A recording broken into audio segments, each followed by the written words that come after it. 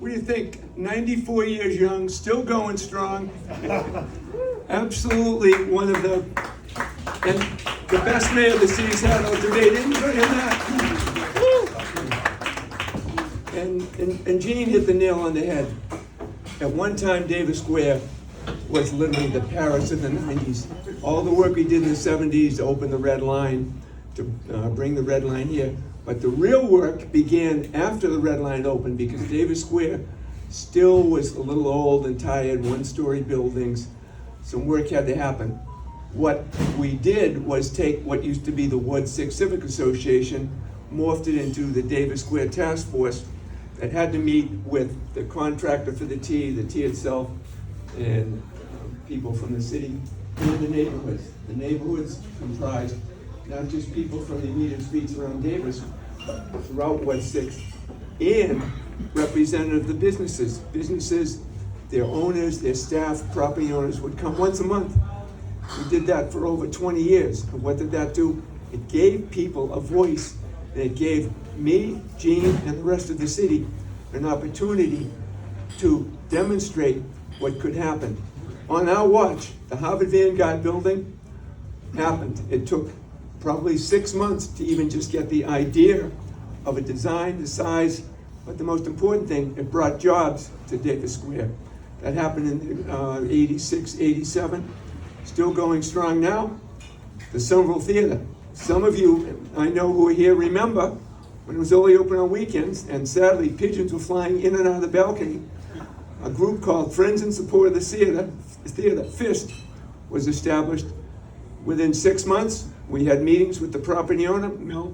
Freeman, after meeting with Gene, myself, and the neighborhood, finally agreed that he would save the old theater, preserve it as it is to this very day, which is minor improvements, for the opportunity to add the other theaters. The Somerville Theater is really a treasure.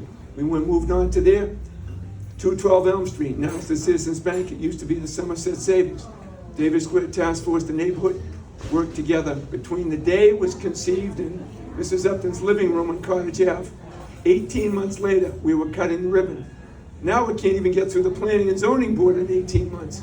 But that's the example of teamwork that Gene mentioned. We had a very vibrant Davis Square Task Force. People would contribute monthly, one meeting a month, 1.5, 2 hours. A lot of this information would be sent around in mail flyers. Now with technology, that should be even easier. For some reason, the city has resisted that. That's one of the first things I want to do, is bring back the Davis Square Task Force. Call it what you want, but that monthly meeting is going to be vital to Ward 6. Everybody here has gone through Davis Square, and you've probably noticed the 12 empty storefronts on Elm Street. Be Fresh closed last Thursday. 11,000 square feet space is now vacant. The gas station on Highland Ave, it's been closed for 2 years, covered with graffiti. The Rite Aid on Highland Ave, again closed the last year and a half. Big sign, commercial lease with a phone number. Not too many phone calls going from what I understand. And just recently, within the last 6 months, a contractor was hired by the city to review potential sites for safe consumption centers. Basically a drug injection facility for people who have a drug issue. The proposal from this out-of-town consultant was to put one in East Somerville and one in the Davis Square area. Many of you know the city pretty well. Does it make sense to have a facility like that, which might be very much needed in the middle of a residential neighborhood in a place like Davis Square, where there are so many other problems going on? Who's it going to attract? There's only one other in the entire United States. It doesn't seem to make sense that one should be in a parking lot on Herbert Street or Grove Street. Last Monday night at the debate that I had with President Councilor Davis, made it very clear to people that the people that have the addiction certainly need help. We've got Mass General Brigham down in East Somerville with a huge parking lot below. Maybe look at a space like that, because you get doctors, nurses, and medical professionals there. It's a big problem. And thanks to some advice from my friend Andy Puglia, there's a federal law that right now that still makes that illegal. How many people are going to risk their licenses to perhaps operating on these facilities. Not what's needed in Davis Square, and there's a lot more work necessary, but there's been no public involvement with the proposal. The consultant came to the city, didn't once meet with anybody in the neighborhood. I'm pretty easy to find in Davis Square. No one contact, nobody reached out, yet that's what the current proposal is. I don't think it's moving very quickly, and there are many of us who are opposed to it. Virtually everybody last Monday night was not thrilled at the idea and said so. But really, right now, the communication issues between City Hall and Davis Square and Ward 6, extremely poor. Mr. Davis himself mentioned Monday night that he's not good with returning phone calls, emails, and text messages. The job is to be the neighborhood ambassador to City Hall. You're the person who knows where the departments are going to work. You may know the department head directly. You may have to call the mayor or one of their team, but that's the nature of the job. You're basically, as we said earlier tonight, you're the ombudsman. You're the person that people go to because you know that people can get things done. Some of the councils now tell people, oh, call 311, leave it on a recording or leave it with somebody. They'll give you a ticket. Well, how's it going to get done then? Who's going to make that priority? The neighborhood ambassador at City Hall, a ward council, should be the one making that a priority. There may be a serious issue with some flooding problem. If that's on a ticket for 311, who's going to look at that on a Friday afternoon when someone's got a basement flooded? A ward council can pick up the phone, be in touch with the proper department, and at least get some help out there as soon as possible. That concept seems to have gone away. That's what worked so well with Gene when he was mayor, and the other mayors I work closely with, Mayor Capuano, Mayor Dorothy Kelly-Gay, Mayor Curry-Tony. Their mission was to make sure that we teamed up. Well, that teamwork has somehow disappeared the last several years. It's not happening. Phone calls don't go returned. How many people have called City Hall and you listen to the voicemail for the particular person and the response is, the easiest way to reach me is via email.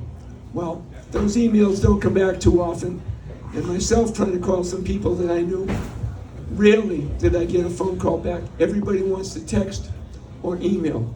Well, might be old school, but I think it's the right school. We should be in a position to be able to reach people directly. And sadly, City Hall looks like it's still in the middle of COVID. We're up there on a Thursday, the busiest day of the week because it's open until 7 o'clock. Looks like Sunday morning. Very few of the departments are fully staffed, only a handful. City clerk's office and the Department of Revenue, the tax collector, those offices are busy. Beyond that, up to the third floor, there's space for 60 people. There might be 15 people up there, so it's very difficult to reach people. One thing that is important here is the relationships that we have with the community. The Chamber of Commerce very rarely gets involved. As many times as they would ask, there's very little interaction. There used to be a Davis Square Business Association. That's been gone for quite a while. That's the opportunity to work with the city, as Mayor Brune and other mayors did. Once a month, they would meet with the Chamber of Commerce. If it happens 2 or 3 times a year, it's a lot now. So I think there are some big changes that can be made. And basically, there are issues that are important to all of us. Whether you live here for 3 weeks or for 30 years, everybody has the same concern. They want to feel safe. They don't want to be walking up the path at night and be looking over their shoulder, wondering if somebody's walking up behind them. That's an issue right here. I hadn't heard that for years, but I'm hearing that from young women now that are in the square. It's a different perception. If someone doesn't feel safe, then they're not. So my concern is to work with the individual neighborhoods, not just in Davis Square. Ball Square's got a host of issues as well. Even with the new Green Line, things aren't exactly rosy in Ball Square. We all know, we've all been to the Rotary at Potter House. Really, what do those plastics pipes do for any of us? They're more of a distraction when you drive around that Rotary. And honestly, nobody is looking at the numbers on how effective it is. Are there more accidents? Are there fewer? The bike lanes here, you can see right outside here in the building, on Holland Street and on College Ave, all the way up to Potter House, only 90 spaces have been taken. 12 empty storefronts in Davis Square. Do you think parking might have had a little bit to do with that, or the lack thereof? The Baptist Church can't even have a funeral because there's no parking in front of their church. They have to pull around to the side unload a casket and then drive around the block. Just doesn't make any sense at all. So there's a lot of review necessary at the Traffic Commission. There's more than a few people that need to look at some of these important issues economically. Davis Square is deteriorating as we speak. It'll be a big focus and a major issue from my point of view, but Ball Square and Potter House Square certainly need some attention. The Potter House Monument. Anybody drive by or go by recently? Look at all the shrubs that are growing up in that wall that surrounded the monument all these years. We're 2 years away from the 250th anniversary of the American Revolution, of which the Potter House played a significant role in 1774. No tour buses coming down Broadway to look at that right now. Honestly, those are some of the things that need some focus and attention. We've got a very historic city, but nobody's telling that story. There's a lot of work that needs to be done, and the only way it's going to happen, as Mayor Brune mentioned, there's going to be some teamwork. And there's enough people I know in Davis, Potter House, and Ball Square who are willing to be part of that team. Some of the people have been here for many years, Jerry McHugh, Gene, many people, and Andy and Joan, they've been here for a lifetime. They're still willing to contribute. Jay Lynch has been in Davis Square for many, many years. Ed Smith, all Davis Square people, they know, and they mentioned to me and to their clients how disappointed it is now to see what used to be the Paris of the 90s. Well, unfortunately, it's not that anymore. Well, at this particular point, I just want to say what a special privilege it was to serve, not just as a ward guy, but I bring the experience of 10 years as an Alderman at large and saw the big picture of dealing with the city. I can take that experience, bring it back here to Ward 6, plus having had the pleasure of having an office on College Ave for over 20 years, working full-time in the private sector. I still found the time to pick up the phone or make the calls to get things done. That's constituent service. That's what the nature of the job is.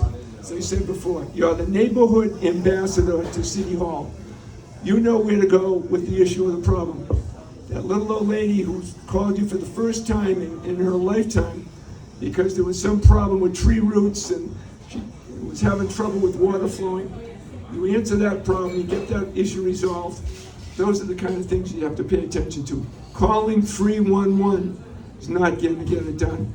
So I want to say really a special thanks to all of you, especially the friends who've been here for a lifetime, the business clients, the people that I've known in Davis Square for all these years, and a number of people around the community who really have the best interests at heart. I'm going to do my best to make sure that happens, and I want to say none of this would be possible if it wasn't for the wonderful support they have from my wife, Gail, had to put up with this stuff all these years. She's really a person to make it happen. My daughters, Carrie, Kim, and Carolyn, all products of the Somerville school system. We're very proud of the work that happened, and all products of the Brown School, and that's one place that's going to get a lot of attention because it really needs some work. Still the best testing elementary school in the city. We want to keep it that way. So thanks again, everybody. I appreciate you all being here, and let's look forward to a successful day on November 7th. Thanks very much. Thank you.